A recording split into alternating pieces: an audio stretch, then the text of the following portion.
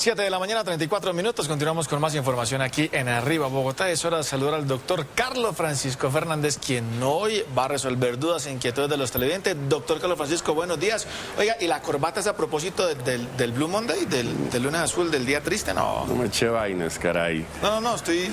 Pero expliquémosle Aníbal, ahorita a la gente cómo es. Aníbal, Lina, un saludo respetuoso para su merced. Igualmente, Aníbal, por supuesto, para todos. ¿Qué día es hoy, Ala? Hoy es 15, pero es el tercer lunes del año, entonces desde hace varios tiempos se dice que este es el día más triste del año. ¿Será por Porque eso la que me gente- estoy sintiendo como un zapato, Ala? No, hoy hay que meterle energía, además hoy pagan a muchos, hoy es quincena, la primera del año.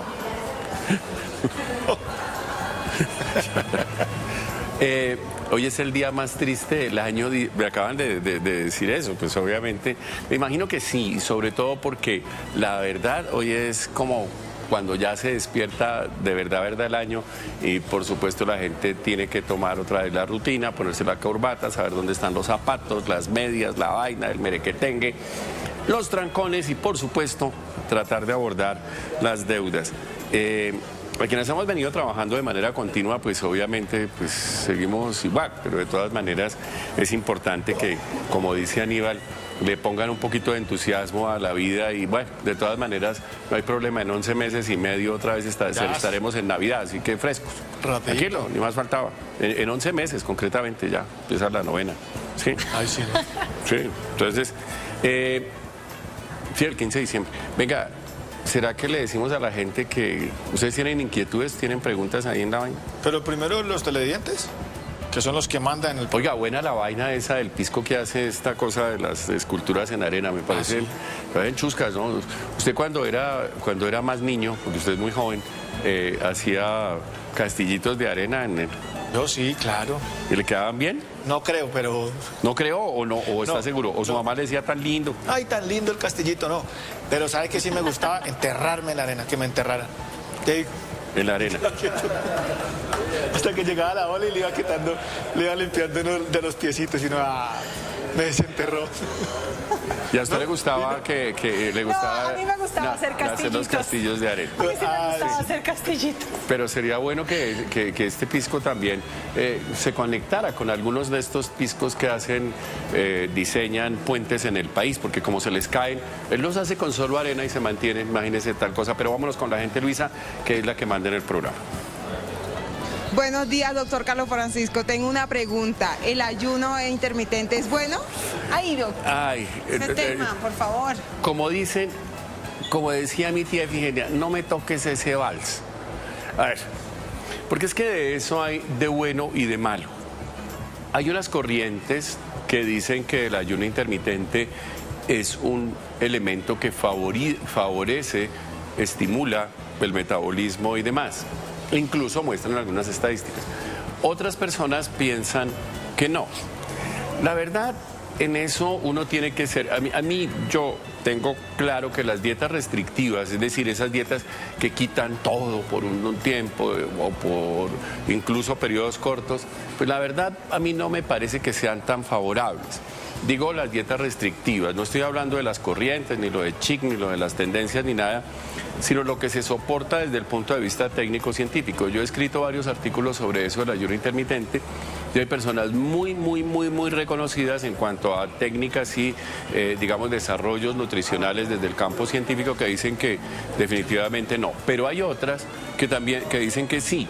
Entonces, yo creo que todo depende más bien de la condición previa de quien lo aplique. Si una persona está desnutrida, quiere buscar alguna cosa, etcétera, etcétera, siempre pasar por la valoración de un nutricionista y buscar exactamente eso. En síntesis, yo creo que esto hay que mirarlo con un poquito más de calma desde el punto de vista individual.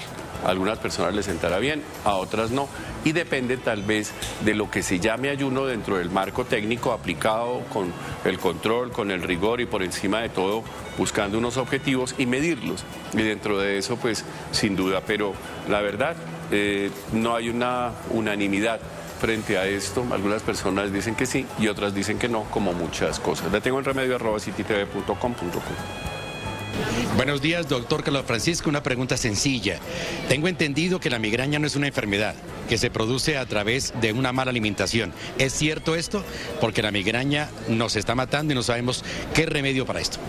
A ver, la migraña, pues claro que es un diagnóstico y por supuesto tiene unas condiciones específicas desde el plano clínico que lo cualifican como un cuadro clínico específico. Es un dolor de cabeza al que hay que ponerle un apellido, es decir, no todo dolor de cabeza es migraña. Existen varios tipos de migraña y ojo con lo que le voy a decir, no todos. Hay algunos tipos de migraña que pueden estar, digamos, desencadenados por algunos componentes alimentarios. Es decir, algunos, por decir de alguna manera, algunos metabolitos, algunos productos de la transformación de alimentos como las tiraminas que están en los quesos, en los vinos, etcétera, que naturalmente podría potencialmente desencadenar eso. ¿Qué alimentos, doctor? Qué pena. Son los que liberan tiraminas, los quesos madurados, los vinos, algunas cosas de estas que sin duda condicionan, incluso el chocolate, que condicionan que los vasos sanguíneos tengan una reacción específica a nivel cerebral. Entonces es como una contracción y una reacción de vasodilatación importante, pero además hay otros tipos de migrañas, no necesariamente las migrañas son las que... Hay una migraña típica que es la que algunos padecemos, que tiene prodromos con centelleos, pérdida de la visión, adormecimiento y luego un dolor de cabeza del macho, pero hay otros tipos de migraña. Lo que le quiero decir es que si es una alteración, cuadro clínico muy específico, no toda es por enfermedad, no toda es por consecuencias como consecuencia de alteraciones alimentarias. Hay muchos otros factores, la luz, el estrés, por supuesto las condiciones desde el plano inmunológico, muchos, y la parte genética es muy importante también esto. Entonces, hay que siempre definir si uno tiene migraña o no. ¿Por qué? Porque es que la gente dice, es que me duele, tengo una migraña, cada vez que me duele la cabeza, tengo una migraña, y se quedan con eso sabiendo que de pronto no es una migraña. ¿Por qué? Porque el médico no les ha dicho. Es decir, hay que poner un diagnóstico, hay que definir el tipo de migraña y consecuentemente iniciar un tratamiento que no todos son iguales.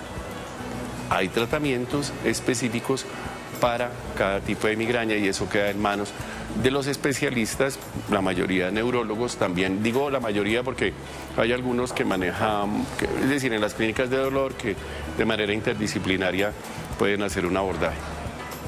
Hay que ponerle nombre, hay que hacer un diagnóstico clínico, una serie de exámenes y ahí sí definir si es migraña o no, pero ojo, no es un componente derivado de la mala alimentación, no. Yo tengo el remedio @citytv.com.co. Buenos días, doctor Francisco. Una pregunta. Si se consume mucha carne todos los días, ¿se puede concebir un cáncer?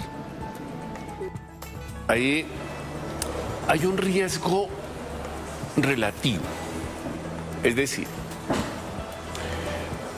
hay estudios que dicen que la posibilidad comparada entre quienes consumen carne y no, de desarrollar algunas alteraciones de este tipo se incrementan, pero es frente al no. Pero estamos hablando de carnes rojas. De carnes rojas y carnes procesadas. El asunto es este, ¿qué es un riesgo relativo? Voy a poner un ejemplo. El riesgo relativo de que yo me muera en un accidente aéreo es X. ¿Por qué? Comparado entre los que montan en avión y los que no montan en avión. ¿Me entiendes? Es decir, si yo me monto en un avión, la posibilidad de que yo me muera en un accidente aéreo es tal. ¿Por qué? Porque ha pasado, porque ha habido accidentes. La posibilidad de que yo me muera en un accidente en un taxi en Bogotá, pues es Y. ¿Por qué? Porque ha pasado, comparado con los que no montan en taxi.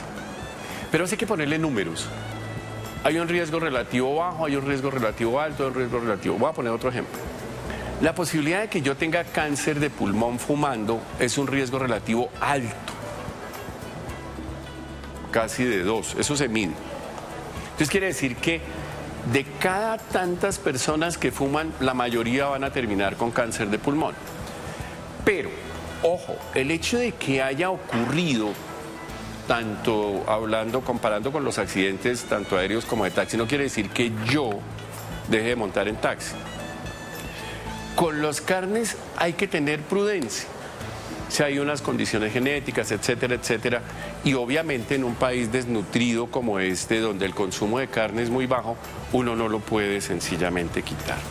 Todo esto es con moderación. Hay que tener en cuenta que sí se eleva un poquitico más en riesgo en las carnes procesadas, embutidos, todo esto, y la Organización Mundial de la Salud ha sido clara. Es decir, los riesgos existen, son riesgos pues relativamente que hay que medir. Es un poquito más en las carnes rojas procesadas, pero no necesariamente quiere decir que uno tenga que dejar de comer carne si tiene alguna condición, que a no ser que tenga mejor alguna condición que defina que no. En otras palabras, así como ocurre con algunas cosas, el sol produce cáncer, pero si yo me protejo, pues obviamente no. Es decir, son riesgos relativos que están descritos, pero que necesariamente no involucran conductas absolutas como para poner en los empaques de la carne o en las famas, decir, la carne produce cáncer. No, como sí ocurre con el cigarrillo, como sí ocurre con otros productos. ¿Está claro? De acuerdo, el cigarrillo sí. Sí. Le tengo el remedio @citytv.com. No me quiero enredar con la vaina. Sí. Entonces, ¿por qué? Porque hay gente que consume carne y hay gente que dirá que no. También hay unas corrientes muy complicadas. Todo el exceso es malo. Sobre los absolutos y los excesos, sin duda. Oiga, vi al instituto, una entrevista del Tiempo ayer con el director del Instituto Nacional de Salud frente al COVID. Si usted tiene riesgo, es una persona mayor, tiene alguna enfermedad, lo dijimos aquí la semana pasada, de pronto tiene alguna condición específica desde el plano inmunológico, vaya a que le pongan un refuerzo de la vacuna contra el COVID-19. Las vacunas no protegen contra la enfermedad. Las vacunas hacen que si le da la enfermedad, usted no vaya a una UCI ni se muera. El riesgo es muy bajito. Entonces, vaya y se vacuna, por favor. Ahí dijo el secretario de Salud de Bogotá, el doctor Bermond, que había poquitas vacunas para niños. Entonces, pilas con eso, porque pues naturalmente de lo que se trata justamente es... Entonces, claro, el secretario de Salud dice que no hay vacunas, pero pues obviamente hay que gestionar esas vacunas ante quien toca, ante el ministerio o ante quien sea, porque sin duda nosotros hacemos la recomendación, pero la gente inmediatamente nos llama y nos dice, ¿a dónde me vacuno? Pues se supone que debe haber vacunas. ¿Alguna otra cosita que ya vamos a cerrar? Doctor, ¿qué? ¿Cuándo acá? O sea, ya llegó Luisa, ¿no? No, ya toca, pero ¿me quedan 3 minutos o no? No, ya no. ¿No? Oiga, el asunto de la... Hay una cosa que es interesante frente a los componentes de salud pública. Es muy importante entender que la prevención, ayer hablaba yo con un grupo de médicos de componentes del sistema de salud que no se tienen mucho en cuenta. Así como la prevención definitivamente se lucha porque haya, digamos, componentes de política específica para prevenir enfermedades, también para rehabilitarlas. Es decir, la rehabilitación y los cuidados paliativos deben ser parte integral, no un aledaño, sino componente fundamental de la atención en salud. Es decir, la rehabilitación. Y aquí sonaría un poco maluco porque quienes hacemos rehabilitación, alguien nos van a llamar y decir, usted está actuando en cabeza propia. No, lo que pasa es que la rehabilitación, desafortunadamente, y los cuidados paliativos están muy quedados, sobre todo en algunas regiones del país. Eso pareciera que no existe. Así que cuando hablamos de reformas, sería muy importante que se involucraran estos componentes que forman parte del derecho fundamental a la salud. ¿De cuándo acá? ¿De cuándo acá?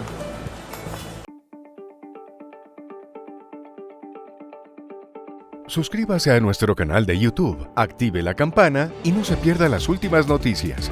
Somos Canal City TV.